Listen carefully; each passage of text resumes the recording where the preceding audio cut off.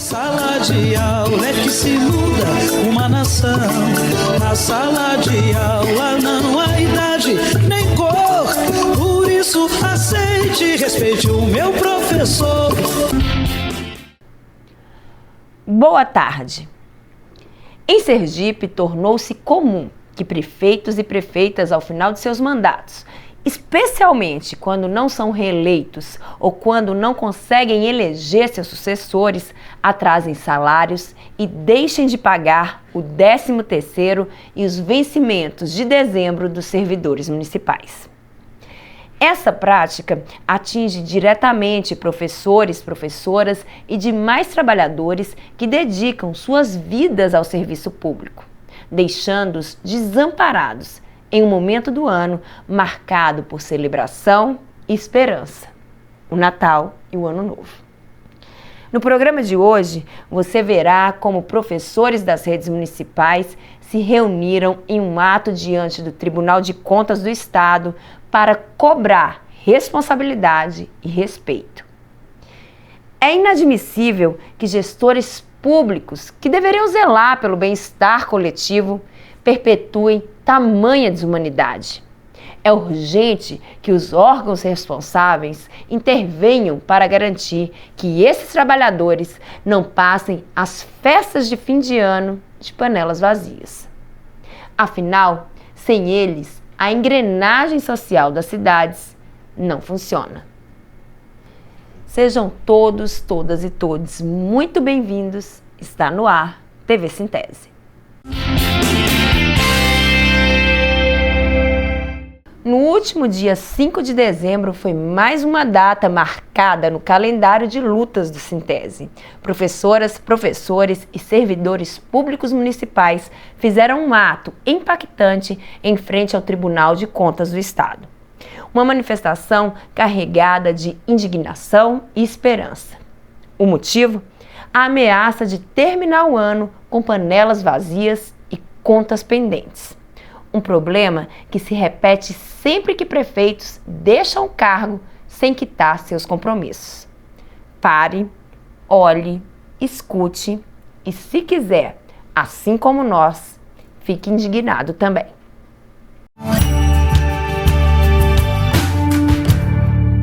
Emanuela Pereira, que é nossa diretora de bases municipais do Sintese, está aqui do meu lado. A gente vai falar um pouco desse cenário. Infelizmente, né, Manu, de 4 em 4 anos nós temos essa problemática. Gestores que deixam de pagar dezembro, 13º salário, começam já a atrasar no salário de outubro, atrasam novembro e os professores às vezes ficam sem salário de dezembro e 13º. Por isso que a gente está aqui, não é isso?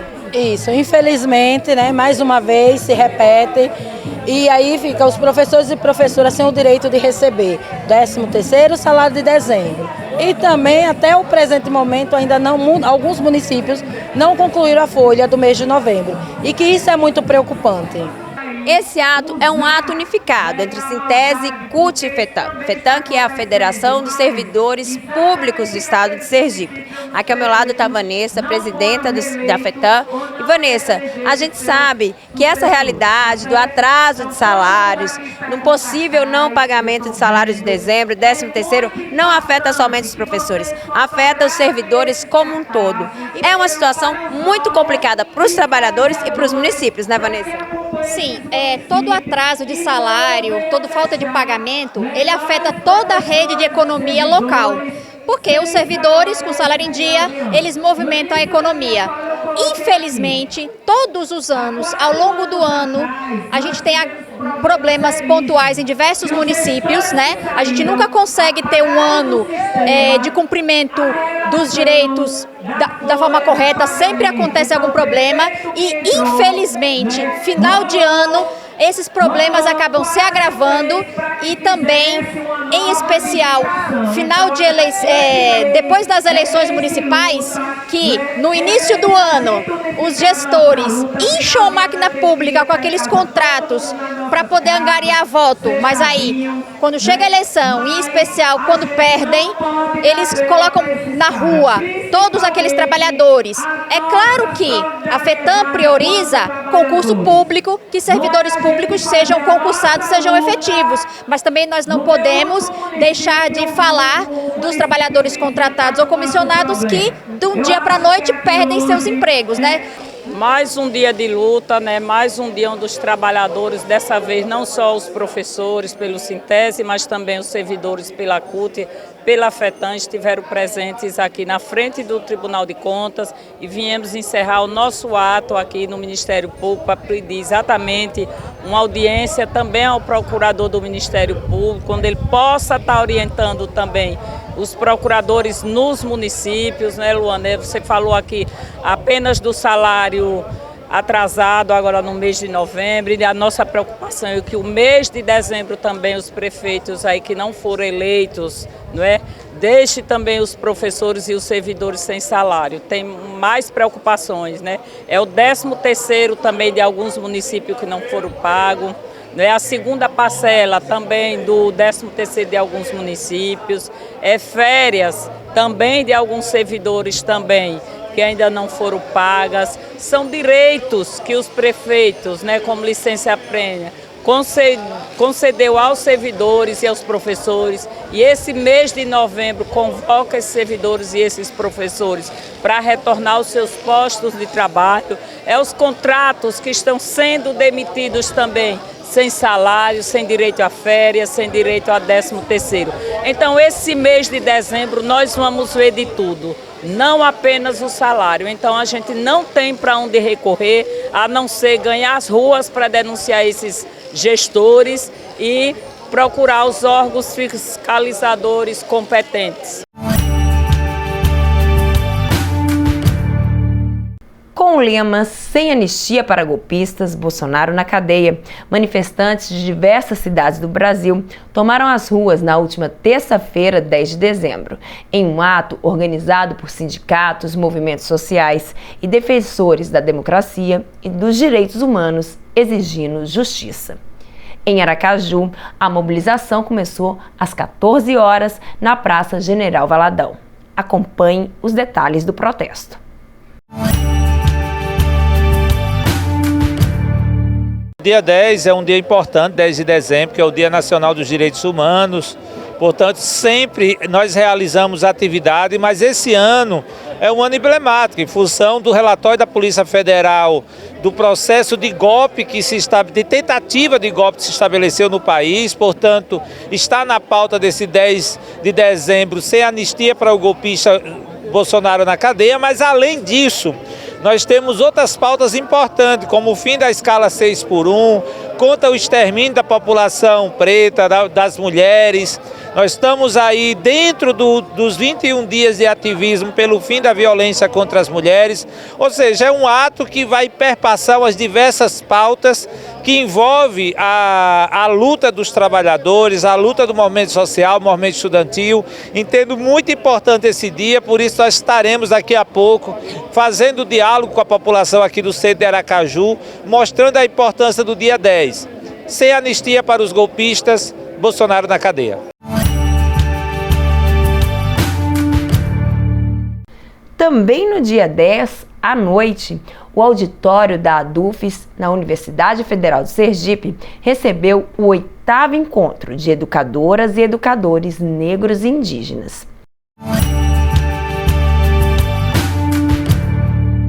Estamos aqui com as companheiras indígenas, as duas professoras, Ângela e Adilaine, que vão fazer parte da mesa de hoje, e com Ed Seregi, que é a idealizadora desses espaços, dos encontros de negros e indígenas do Sintese. Professora, já estamos na 8ª edição e dessa vez a gente vem para a ADUFES, né? A gente muda um pouco de local. Então, vamos falar um pouco do histórico dessa atividade e também por que a gente escolheu aqui, a ADUFES, também para estar trazendo esse debate. Muito bom, muito importante. O tema hoje é o Plano Nacional da Educação. A gente costuma ocupar esses espaços dos parceiros, CIDIPEMA, CUT, o próprio Sintese, e dessa vez nada mais válido do que chegar até a DUFES e propor que a gente faça esse debate aqui, até para que os cursos de licenciaturas tenham acesso a esse debate também. Está aqui ao meu lado o professor Roberto Lacerda, ele que é docente aqui da Universidade Federal de Sergipe e que está na mesa no nosso 8º encontro de educadores e educadoras negros e indígenas. O professor vai falar sobre justiça climática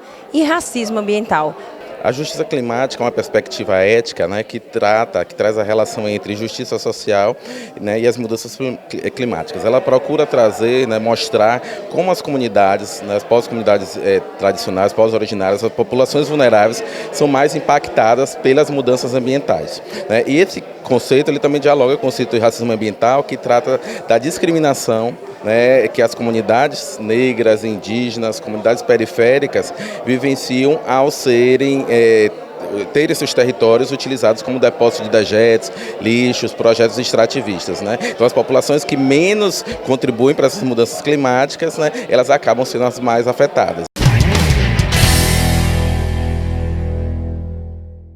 Agora vamos receber para uma entrevista Carlos Augusto Conceição, membro da Coordenação Nacional do Movimento Negro Unificado.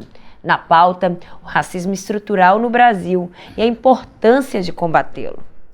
Boa tarde, Carlos Augusto, tudo bem? Seja bem-vindo ao TV Sintese. Boa tarde a todos os companheiros e todas as companheiras, grande prazer estar aqui. Que bom.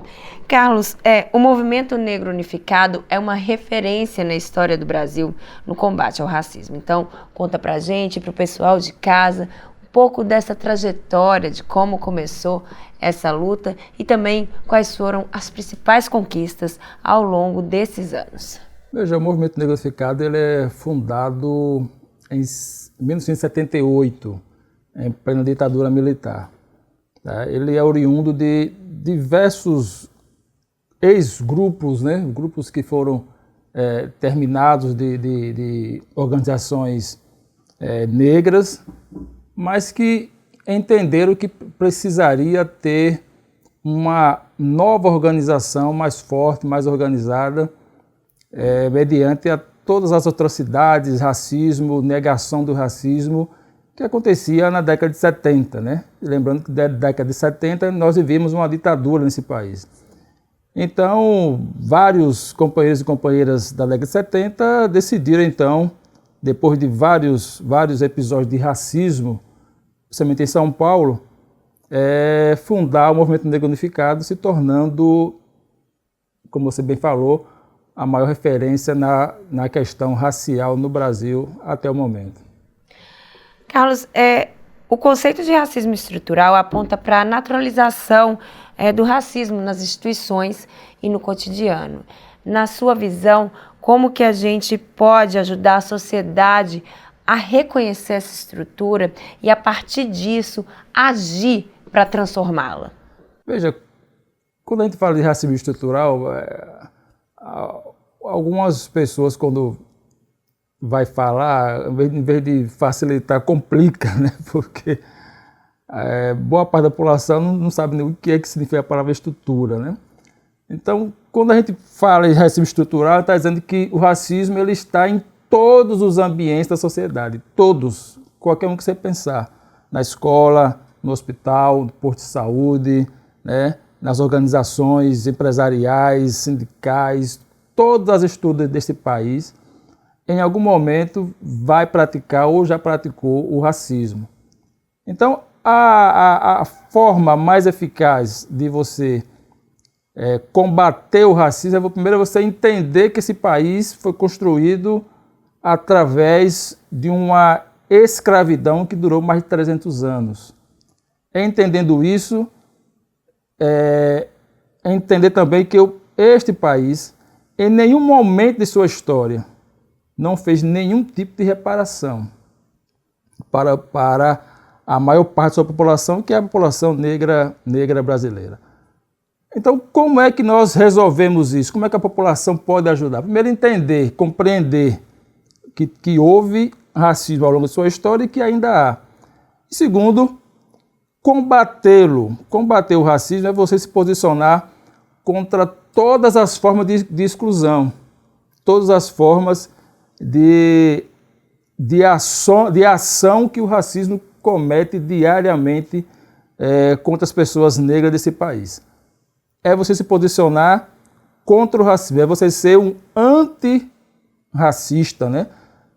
Tem uma frase que diz que não basta você não ser racista, tem que ser antirracista. Antirracista é você combatê-lo. Você não é, mas você não combate. Você precisa não ser e combatê-lo. Evitar que aconteça o racismo em todos os âmbitos da sociedade. A gente tem aí a violência policial, especialmente contra o jovem negro, é uma das cicatrizes mais cruéis do racismo estrutural. Nesse caso da segurança pública, da mortandade de jovens negros pela polícia, o que poderia ser feito? Qual política funcionaria para que esse Estado não matasse, né? Para que a bala não tivesse uma cor de pele que sempre atinge? A primeira coisa é mudar o sistema de formação das polícias. A polícia, principalmente a militar, ela foi criada para defender o patrimônio, não foi para defender pessoas, né?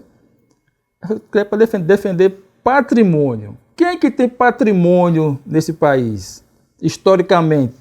Historicamente são os brancos e ricos. Pobre e negros, historicamente, nesse país, não tem patrimônio. Pontualmente, claro, né? Mas a gente está falando de forma generalizada, né? A polícia, quando ele vai para a periferia, ele não enxerga as pessoas, ele enxerga o patrimônio. Mesma coisa quando ele vai para 13 de julho, ele não enxerga as pessoas, ele enxerga o patrimônio das pessoas.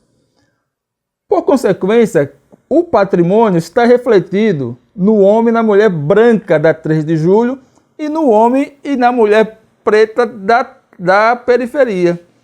Então ele vai proteger quem tem, porque essa é a formação deles. Essa é a formação da polícia, proteger quem tem. Quem tem, geralmente, é o homem e a mulher, né, branca desse país. Então é preciso modificar o sistema de formação das polícias. Para que servem as polícias? No papel e na fala é para proteger o cidadão. Na prática é para proteger o patrimônio, ou seja, proteger aquele que tem dinheiro. Não são os negros que têm dinheiro nesse país. Quem tem dinheiro nesse país são os brancos. Por isso que quando a polícia chega na Zona Sul, ele modifica totalmente o seu comportamento. O comportamento da Zona Sul é um, porque lá está o patrimônio. O comportamento na Zona Norte é outro, porque lá não tem patrimônio, não tem os ricos, não moram lá. Tá? Então, é a modificação da Constituição e da formação das polícias, né, para que a gente tenha, de fato, uma polícia cidadã que proteja o cidadão e não proteja o patrimônio. Enquanto tiver essa formação, nós teremos sempre a violência na periferia e um bom comportamento na Zona Sul, no patrimônio, que são aqui onde moram os ricos. Carlos Augusto, nosso tempo infelizmente está chegando ao fim. Quero agradecer a sua presença aqui no TV Sintese. Espero que venha outras vezes, porque é um assunto urgente, né? Precisamos debater, precisamos transformar a nossa sociedade, né? Precisamos de equidade entre brancos, negros, homens, mulheres. E é isso que vai transformar essa sociedade um dia. Eu tenho certeza que esse país um dia não terá essa chaga, esse câncer chamado racismo. Talvez eu não veja isso, mas meus filhos e os meus netos viverão em um país sem racismo, né? E isso é importante para que haja uma população melhor, um crescimento, né, econômico melhor, ou seja, para que nós tenhamos realmente paz e nós deixemos de ser sempre o alvo das violências desse país. Então sigamos em luta. Sigamos em luta sempre. TV Sintese fica por aqui. para você. Boa tarde e boa sorte. Professores, protetores das crianças do meu país, eu gostaria de um discurso bem mais feliz, porque tudo é educação, a entregar o conhecimento. Na sala de aula é que se forma o cidadão, na sala de aula é que se muda uma nação, na sala de aula não há idade.